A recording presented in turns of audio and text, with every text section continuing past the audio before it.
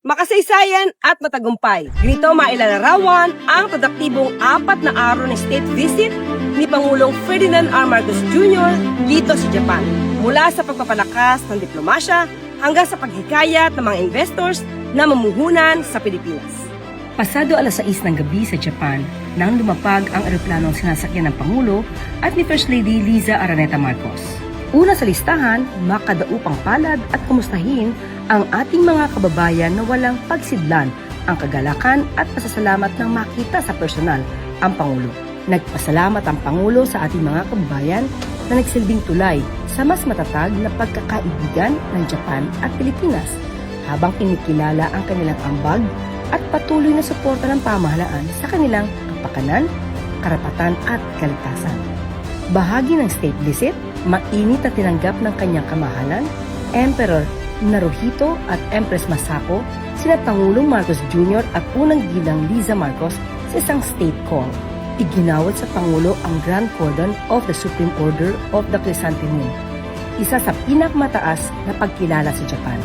Sumasalamin din ito sa matibay na samahan ng Pilipinas sa Japan at sa patuloy na diwa ng pakikipagkaibigan at kooperasyon ng mga mamamayan ng dalawang bansa sa paglipas ng panahon.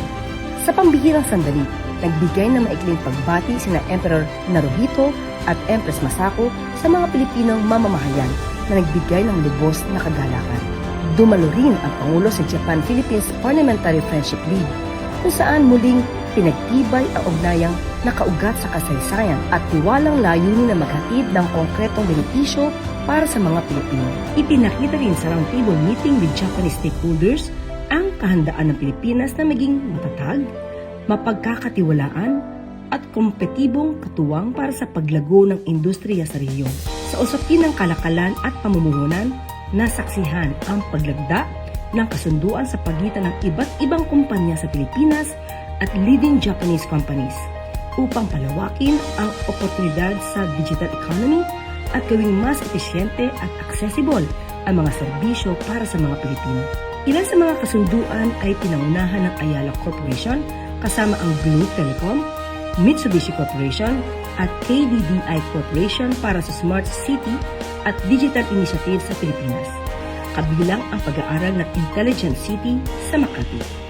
Kasama rin ang MYMT at Mitsubishi Corporation, Smart Life Services para sa mas madaling digital transactions katulad ng online payment at marketing. Bukod dito, pinalalawak din ang GCash sa local at international market na nakatuon sa digital payments, lending, investments at cybersecurity.